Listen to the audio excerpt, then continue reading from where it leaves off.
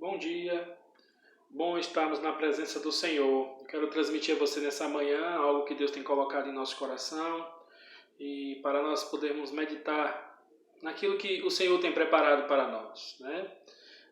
O texto da nossa meditação encontra-se no primeiro livro dos Reis, no capítulo de número 17, nos versículos de 1 a 7, e conta a história de Elias com o rei Acabe.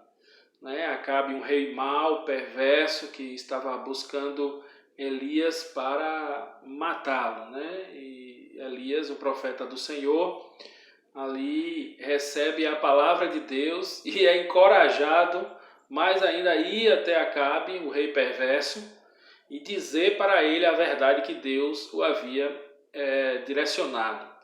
Então, devemos pensar, sobre esse tema. O homem de Deus vive em sintonia com Deus. E essa sintonia é que, de fato, dá encorajamento.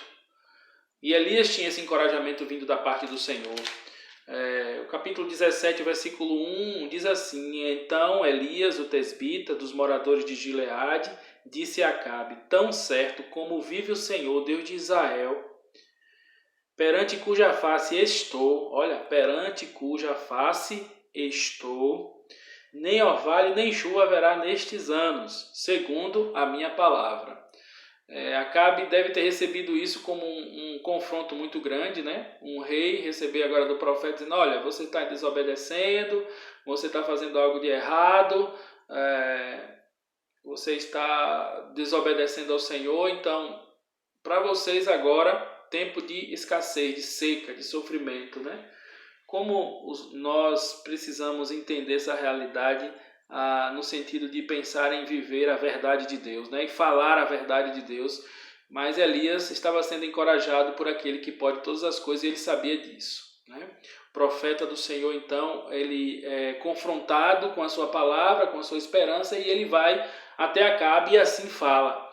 E recebe, queridos, o cuidado de Deus, né? O versículo 2, o versículo 3 mostra a sua obediência. Então veio-lhe a palavra do Senhor dizendo, após Elias ter falado para Acabe, Deus diz: retira-te daqui, vai para o lado oriental e esconde-te junto à torrente de Querite, fronteira ao Jordão.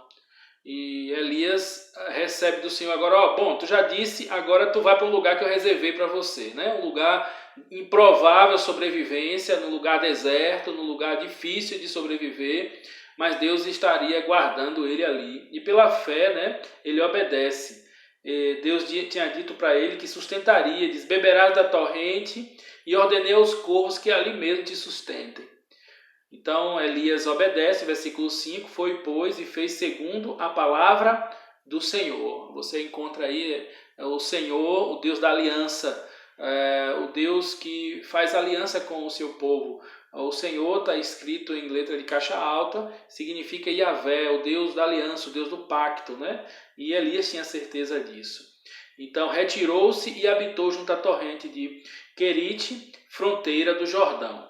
Então os corvos lhe traziam pela manhã pão e carne, como também pão e carne ao anoitecer, e bebia da torrente. Então Elias ficou ali sendo sustentado pelo Senhor em obediência à palavra de Deus, né? É uma lição para nós agora nesse período que estamos passando, o obedecer a Deus, né? Obedecer ao Senhor, estar fazendo aquilo que as autoridades determinam, esperar no Senhor, aguardar. Observe que Elias assim fez e Deus foi glorificado. Ficou ali o tempo necessário. Acabe mandou procurar Elias em todo o reino, mas não encontrava em lugar algum.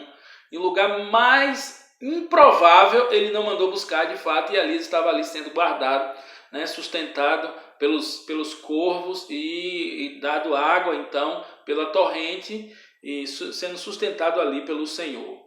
E é dessa forma que ele é sustentado, e é sustentado pela promessa de Deus. E é sobre isso que eu quero falar com você nesse dia, para que você entenda que Jesus disse: nunca te deixarei, jamais te abandonarei, eis que estarei convosco até a consumação dos séculos. E nós precisamos aprender essa lição, aguardar, esperar no Senhor. Tem muitos ansiosos aí querendo resolver as situações, e eu estou desempregado, eu vou espalhar currículo, eu vou pedir um emprego, eu vou vender algo, não é hora disso. Vamos esperar, ver qual é o propósito do Senhor em toda essa situação e aguardar, né, o que Deus tem feito de melhor. Aquilo que for possível ser feito, deve ser feito, não é? Mas nada que venha a mudar bruscamente algo que pode trazer transtorno futuro.